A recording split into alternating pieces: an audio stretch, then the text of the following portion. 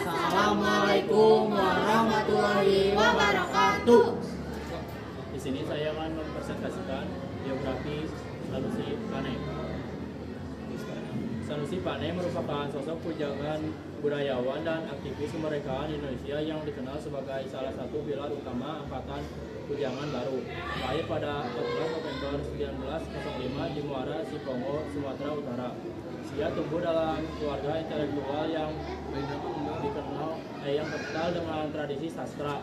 Adiknya Armin Pane juga menjadi sastrawan besar di kemudian hari. Sanusi Pane menghabiskan masa mudanya dengan menganyam pendidikan di sekolah-sekolah bergengsi masa kolonial, termasuk KIS, Bulog, dan Kuensdo, sekolah guru di Gunung Sahari. Dalam menyelesaikan pendidikannya, Sanusi Pane sempat mengajar di beberapa sekolah, termasuk sekolah-sekolah di bawah naungan Taman Siswa yang didirikan oleh Ki Hajar Dewantara. Kedalaman pemikirannya semakin terasa ketika ia berkesempatan mengunjungi India pada tahun 1929 hingga 1930. Perjalanan ini menjadi titik balik penting dalam hidupnya, di mana ia mendalami filsafat dan sejarah India yang kemudian sangat mempengaruhi gaya penulisan dan pandangan hidupnya yang cenderung mistis romantis. Di dunia sastra, Sanusi Pane dikenal sebagai penulis yang produktif dalam berbagai genre, mulai dari puisi, prosa, hingga drama. Beberapa karya monumentalnya meliputi Madah Kelana tahun 1931, kumpulan puisi yang menunjukkan transisi gaya penulisannya. Kedua, Pancaran Cinta tahun 1926, karya awal yang bernuansa romantis.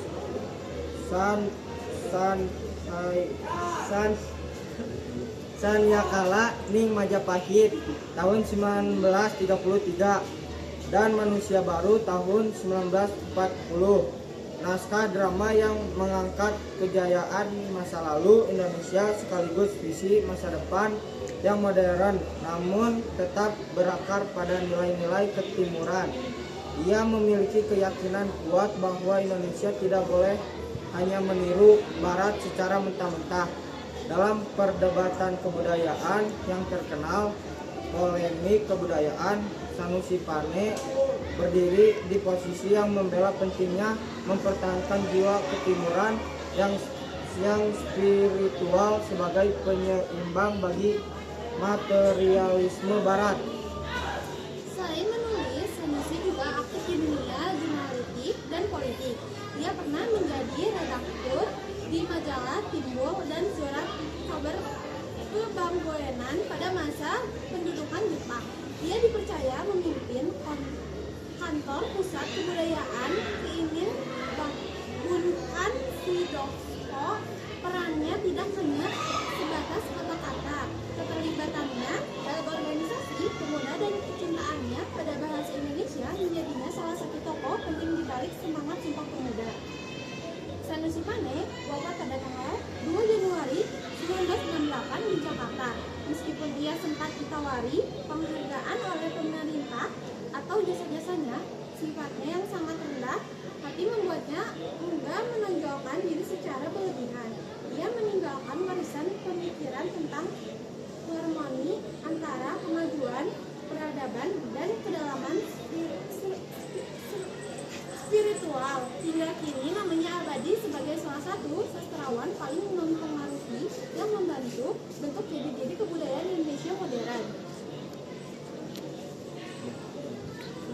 Di sini saya akan membacakan puisi hasil karya Sanusi Pane, yaitu Teratai. Dalam kebun di tanah airku, tumbuhlah sekuntum bunga teratai. Tersembunyi kembang indah permai, tidak terlihat orang yang lalu. Akarnya tumbuh di hati dunia, daun berserasi laksa mengarang. Biarpun ia diabaikan orang, beroja kembang gemilang mulia. Teruslah, oh teratai, bahagia, berseri di kebun Indonesia. Biar sedikit penjaga taman. Biarpun kau tidak dilihat, biarpun kau tidak diminat, kau pun turut menjaga zaman. Alun membawa hidup perlahan dalam kesunyian malam waktu. Tidak tidak berpawang, tidak berkawan. Entah kemana aku tak tahu. Jauh di atas bintang kemilau, seperti sudah berabad-abad aku. Berjalan dengan risau, dalam hampa dalam sedap. Dengan diam di tengah malam, di atas biduk yang dipermainkan. Alun yang datang dari dalam ke arah. Mana gerangan tujuan? Tidak berpawang, tidak berkawan. Alun membawa hidupku perlahan. 1, 2, 3. Jiwaku telah lama merenang lautan. Waktu dan aku berhenti, membiarkan diriku dipermainkan gelombang. Aku bermimpi di bawah arus ke darat sejahtera. Di dalam sinar matahari, tempat kekal tidak berubah. Tempat hati tenang sentosa, tiada lagi bergelora. Tiada lagi bimbang dan ragu. Mataku buka, awan mengandung guruh berkumpul menutup langit. Menyembunyikan matahari, gelombang bergulung-gulung. Menderu membawa aku jauh ke tengah kekal. Di dalam laut, di dalam perbuatan dan pergelutan. Telah lama jiwaku merenung lautan waktu dan aku berhenti, membiarkan diriku dipermainkan gelombang.